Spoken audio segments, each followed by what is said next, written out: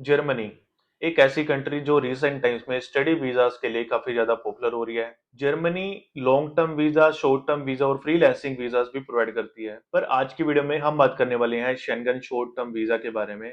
अगर आप भी प्लानिंग कर रहे हैं जर्मनी का टूरिस्ट वीजा अप्लाई करने की, तो इस वीडियो को एंड तक देखिए, क्योंकि इस वीडियो में हम बात करने वाले हैं जर्मनी टूरिस्ट वीजा के documents requirement, processing time, visa cost और वीजा बेनिफिट्स के बारे में।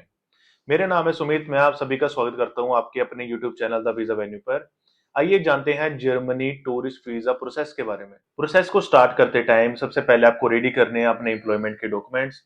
एम्प्लॉयमेंट डॉक्यूमेंट्स में आपकी जो भी प्रोफाइल है, जिस भी प्रोफाइल कैटेगरी से आप बिलोंग करते हो, उस प्रोफाइल के अकॉर्डिंग आपने अपने डॉक्यूमेंट्स रेडी करने हैं। हर प्रोफाइल की चेकलिस्ट आपको हमारे डिस्क्रिप्शन में मिल जाएगी, आप वीडियो को वॉच करके अपने डॉक्यूमेंट्स रेडी कर सकते हैं। दूसरे नंबर पे आता है आपके टैक्स डॉक्यूमेंट। 3 साल की आईटीआर आपने यूज करनी है। आईटीआर से मेरा मतलब है इनकम टैक्स रिटर्न से।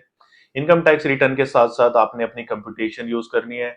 और अगर आप सोल प्रोप्राइटर हो तो अपनी बैलेंस शीट्स भी यूज कर सकते हो और अपना प्रॉफिट लॉस भी आप शो कर सकते हो। इसके बाद आते हैं आपके financial documents. Saving account statement आपने यूज करनी है 6 मंथ्स की ड्यूरेशन की, जिसमें आपने शो करना है कि आपकी इनकम कहाँ से जनरेट हो रही है और कैसे जनरेट हो रही है।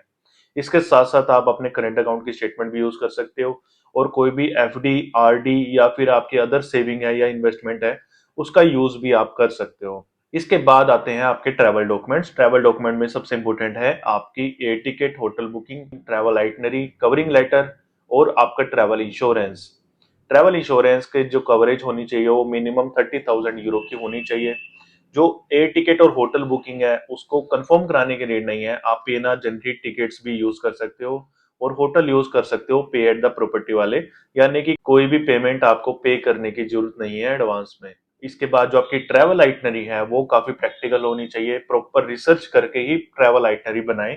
और जो कवर लेटर है उसमें आपने अपना पर्पस मेंशन करना है कि आप किस पर्पस से जा रहे हो और कब आप वापस आओगे और आपके इंडिया में क्या सरकमस्टांसिस हैं। कंप्लीट इंफॉर्मेशन आपने कवर लेटर के थ्रू वीजा ऑफिसर को प्रोवाइड करनी है। ट्रैवल डॉक्यूमेंट्स के बाद आते हैं आपके पर्सनल डॉक्यूमेंट, जिसमें सबसे इंपॉर्टेंट है आपका ओरिजिनल पासपोर्ट, जिसकी वैलिडिटी कम से कम 6 मंथ्स की बची हुई होनी चाहिए जब आप ट्रैवल करोगे उसके बाद। और इसके साथ साथ आपके पासपोर्ट के 2 ब्लैंक पेजेस बचे होने चाहिए विदाउट किसी स्टैंप और स्टिकर के। पासपोर्ट के बाद है आपका आधार कार्ड, पैन कार्ड और आपकी फोटोग्राफ। फोटोग्राफ का जो साइज है 35 by 45, 80% face and white background. तो ये थे डॉक्यूमेंट्स। पर्सनल डॉक्यूमेंट में आप अपने फैमिली के आधार कार्ड भी यूज कर सकते हो। पर्सनल डॉक्यूमेंट्स के बाद आपने फिल करना है अपना application form. Application form fill करने के लिए लिंक आपको डिस्क्रिप्शन में मिल जाएगा, वहां से आपने अपना एप्लीकेशन फॉर्म ऑनलाइन फिल करना है। ऑनलाइन फिल करने के बाद आपको आपकी पीडीएफ रिसीव हो जाएगी, जिसका आपने प्रिंट अपने बाकी डॉक्यूमेंट्स के साथ अटैच करना है। जब आपके सभी डॉक्यूमेंट्स रेडी हो जाएं, आपने हार्ड कॉपी लेके वीएफएस विजिट करना होगा आपने नियर बाय।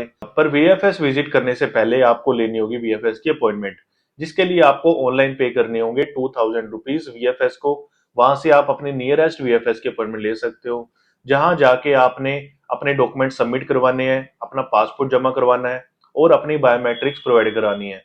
साथ के साथ आपने अपनी वीजा फीस भी पे करनी है। अगर आप 12 साल से अबव हो तो आपको 90 यूरो पे करना होगा। अगर आप 6 साल से 12 साल के बीच में हो तो आपको 45 यूरो पे करना होगा। और अगर कोई बच्चा है आपकी फैमिली में, यानी कि जिसकी एज 0 से लेके 6 साल के बीच में है, तो उसकी कोई भी फीस आपको पे नहीं करनी होगी। वीएफएस में डॉक्यूमेंट और पासपोर्ट जमा कराने के बाद 15 वर्किंग डेज के अंदर अंदर जो आपका पासपोर्ट है वो कुरियर होके आपके पास रिसीव हो जाएगा। आपको ध्यान रहे दोस्तों, 15 डेज के अंदर अंदर एम्बेसी की तरफ से कॉल भी आ सकती है, टेलीफोनिक इंटरव्यू कंडक्ट किया जा सकता है और आपसे पूछा जा सकता है आपके पर्पस, आपके सरकमस्टांसिस के बारे में। तो अपना जो फोन नंबर है वही प्रोवाइड कीजिए जो आप यूज करते हैं, जिसको आप पिक कर सकते हैं बहुत इजीली। तो ये था प्रोसेस जर्मनी टूरिस्ट वीजा का। अब हम बात करेंगे इसके वीजा बेनिफिट्स के बारे में। दोस्तों, जर्मनी एक शेंगन कंट्री है, यानी कि जर्मनी के वीजा पे आप अदर शेंगन कंट्रीज भी विजिट कर सकते हो। 28 अदर कंट्रीज में आप विजिट कर सकते हो सिर्फ एक जर्मनी के टूरिस्ट वीजा से। दूसरा बेनिफिट वो ये कि जर्मनी की एम्बेसी फ्रेश पासपोर्ट पे भी वीजा इशू कर सकती है। रिक्वायरमेंट सिर्फ इतने कि आपकी प्रोफाइल ओवरऑल ओके होनी चाहिए और आपकी जो रेगुलर इनकम है वो आपके अकाउंट में क्रेडिट होनी चाहिए। और अगर आप टेलीफोनिक इंटरव्यू पे क्लियर उनके क्वेश्चंस का आंसर करते हो तो आपको वीजा फ्रेश पासपोर्ट पे भी मिल सकता है। तीसरा बेनिफिट वो ये है कि जर्मनी ट्रैवल करने के बाद आपकी जो ट्रैवल हिस्ट्री है और जो आपका पासपोर्ट है वो काफी स्ट्रांग हो जाएगा। आपको वीजा मिलने में प्रॉब्लम नहीं होगी, जैसे कि बड़ी बड़ी countries US, Canada, UK, Australia, New Zealand जैसी कंट्रीज का वीजा भी आप इजिली ले सकोगे। तो ये थे बेनिफिट जर्मनी के, प्रोसेस मैंने आपको बता दिया है।